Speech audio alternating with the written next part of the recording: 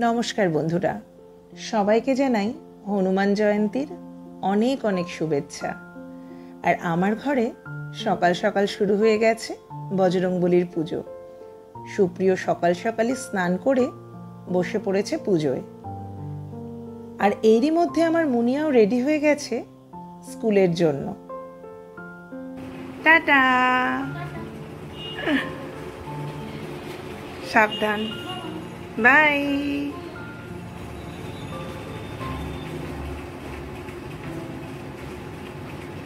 ও স্কুলে বেরোতে না বেরোতেই আমার দিদি চলে এলো।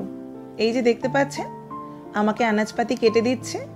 আমার যেহেতু নিচে বসতে একটু অসুবিধা হয়, তাই এই দিদি আমাকে কাটাকুটিটা করে দেয়।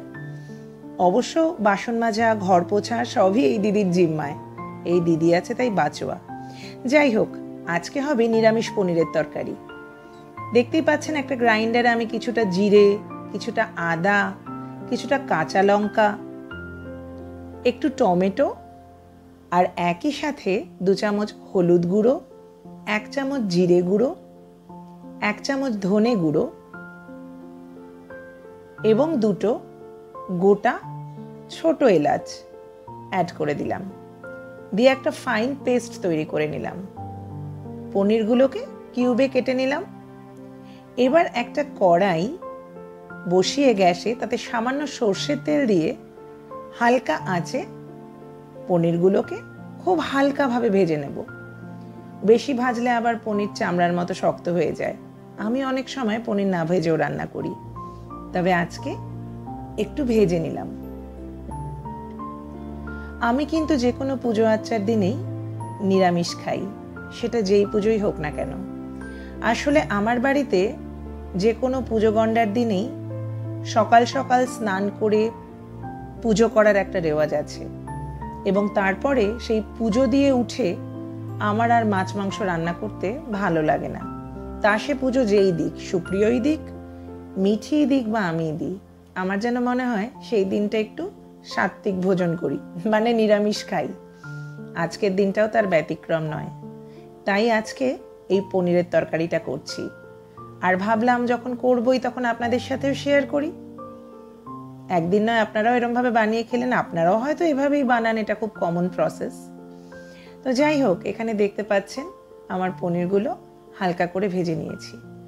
এবার ওই তেলের মধ্যেই আমি কিছুটা গোটা জিরে, 2টো শুকনো লঙ্কা, 2টো দারচিনি অ্যাড করে দিলাম। একটু তেজপাতা থাকলে ভালোই হতো জানেন, কিন্তু তেজপাতাটা বাড়ন্ত। যাই হোক, এবার যে কেটে রাখা আলুগুলো ছিল সেগুলো এই মুহূর্তে তেলের মধ্যে ছেড়ে দেব। আর ততক্ষণ নাড়াবো যতক্ষণ না বেশ একটু লাল লাল করে আলুগুলো ভাজা হয়ে যায়। আলুগুলো মোটামুটি একটু ভাজা হয়ে আসতেই একটু চাপা ঢাকা দিয়ে দিলাম, যাতে আলুগুলো একটু সেদ্ধ হয়। এবার মধ্যিখানটা একটু গর্ত মতো করে ওই যে পেস্টটা বানিয়ে রেখেছিলাম, মানে মশলাটা বেটে রেখেছিলাম, সেটা দিয়ে দিলাম এবং হালকা আঁচে নাড়তে থাকলাম। ততক্ষণ অবধি নাড়তে থাকলাম যতক্ষণ না অবধি মশলাটা থেকে তেল ছেড়ে দেয়। হালকা হালকা করে একটু জলের ছিটা দেব এবং নাড়াতে থাকবো, যাতে ভালোভাবে আলুর সাথে মশলাটা কষে যায়। সবটা মশলা কিন্তু আমি দিইনি জানেন, কিছুটা রেখে দিয়েছি। আসলে আজকে বিকেলেও তো আলু পটলের ডালনা হবে, তখন এই মশলাটা ব্যবহার করে ফেলবো। এই পর্যায়ে আমি পরিমাণ মতন নুন ও চিনি অ্যাড করলাম। আমার আবার নিরামিষ যে কোনো তরকারি একটু মিষ্টি মিষ্টি হলে ভালো লাগে। তো যাই হোক, আবার নাড়বো যতক্ষণ না পর্যন্ত ওই যে বললাম মশলাটা থেকে বেশ তেল ছেড়ে দেয়। এই যে দেখতে পেয়েছেন, মশলাটা বেশ ব্রাউন হয়ে ভাজা হয়ে গেছে। এই মুহূর্তে সামান্য একটু গরম জল অ্যাড করলাম। আমি আবার রান্নায় সবসময় একটু গরম জল ব্যবহার করি। তারপরে যখন আস্তে আস্তে এটা ফুটে আসবে তখন আমি পনিরটা অ্যাড করব। সেই ফাঁকে আমি একটু গরম মশলা কুটে নিলাম।